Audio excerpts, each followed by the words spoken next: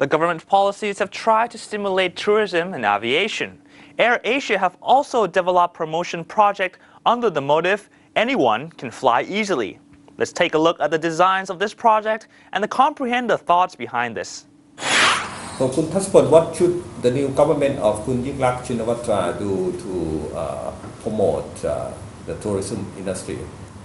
Well, I think if we let's say if we look at Hong Kong, everybody knows that in July it would be a sales in Hong Kong. In Singapore, it might be in August. But when people look at Thailand, we don't know which month to come, or which month to come and have the best value for money. No planning. No planning, and people would like to come. But one thing, recently Bangkok is very often voted as the best city for tourists around the world, the best value for money. Why then when we have no such a planning? I think because the private sector are doing on their own without cooperation from the government, and a lot of time that people from outside the country would know, but the people in Thailand would not know. Okay, so it would be better if we do things as one, and everybody in Thailand would know that this is a special month that we greet the tourists. This is a special month in Chiang Mai where everything would be like a shopping spree. This is a place in the month in Phuket where people would come. This is in Pattaya, but but now we are a lot of private sector are doing on their own with their campaign, which is good. But it would be better if we can work with the government and make Thailand as the world best destination, not just Bangkok. I see. So the new government saying that economies in Europe, in US are having big problem, and Japan is recovering very slowly. So we may need to stimulate the domestic economy. So how should we promote domestic tourism then, in your opinion? We have been trying, actually the government has been trying to promote the domestic tourism, but it doesn't seem to be working very well. The domestic travel would be on the driving distance, so like Pattaya or Hua Hin, short distance. But there's a lot of things that the Thai people would go, a lot of places that all the foreign tourists would go, but we have never gone ourselves. So it's easy to get money from the tourists, but at the when the economy is not that good, a lot of people, we can promote the domestic tourism. So there's a lot of things to be done, especially on the northeastern. A lot of things to see, but no one has really put the focus on the northeastern tourist spots. I see. Since AirAsia is a champion of low-cost airlines, so what is the latest development for low-cost carrier here in Thailand? We have a lot of projects that we have done this year. We are the first airline to open the hubs in Phuket last year and also in Chiang Mai this year. So what our philosophy is to make people easy to fly. So and people easy to fly, there's two things. One, the price have to be low, or the fare have to be low. Make it cheap. Number two is wherever they want to go, they don't have to come to Bangkok and connect. So we are promoting people to fly direct. So right now, people from Udon Thani and Ubon Ratchathani, they can fly to Phuket directly without coming to Bangkok, and it has never been done before. People in Chiang Mai can fly to Phuket, okay, and people from Chiang Mai can fly to Hat Yai. So this is something that we would like to connect. So if we have in the future 2 or 3 more hubs, let's say from Hat Yai or from Udon Thani or from any provinces, and then it fly across the country, so like a spider web. So people can fly before they have to take like 4 to 5 hours.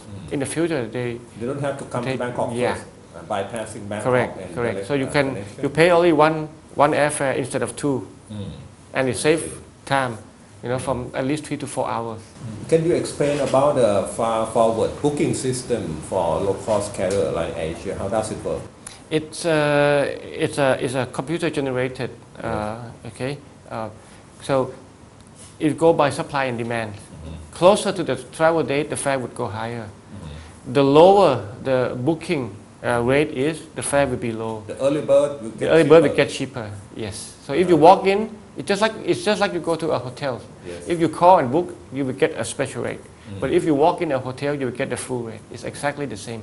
So closer to the travel date, it will be higher. And when you talk about 0 baht airfare, what does it mean for the customer? It means that they don't have to pay for the airfare, but they will have to pay for all other fees like airport tax, like any other charges like the cargo or the luggage or book a seat. any additional fare except the airfare itself. And how one gets, I mean, how the airline can afford to provide that kind of zero airfare? I think it's something that we give back to the community. One is to give back, two is to create the excitement, and three is for people that never have a chance to fly before. So this is the chance to try that flying is not something difficult. It's very easy to fly. That's why we say now everyone can fly.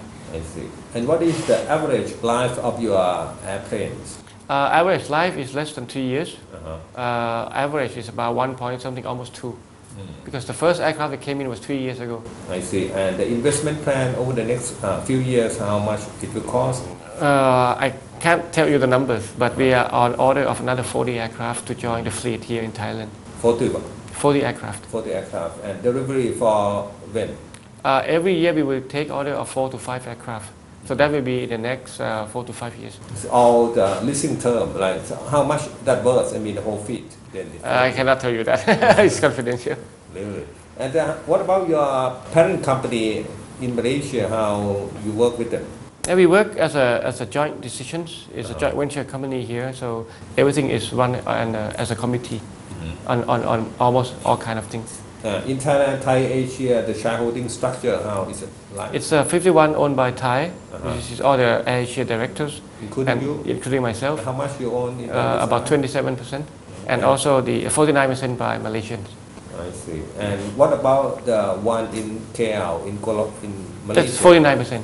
I see. Yeah. And the other one in subsidiary in Indonesia, or it's not subsidiary, right? How you call it? It's a joint venture company. Joint venture company. But that is with Malaysia and Indonesia. It's nothing to do with Thailand. I see. And AirAsia X, how? AirAsia X is a low cost long haul. It's the first of its kind in the airline industry, and it's based out of Malaysia, and it's flying to Australia, Japan, Korea, and Europe. I see. And not for Bangkok yet? No, not yet, not yet. I see. So how you coordinate your business strategy with the rest of the operation in ASEAN countries then? You mean all the the Thai, AirAsia, the we meet once a month to agree on the broad policies, and each of the country will go and implement their own day-to-day operations. I see. So thank you for joining our program.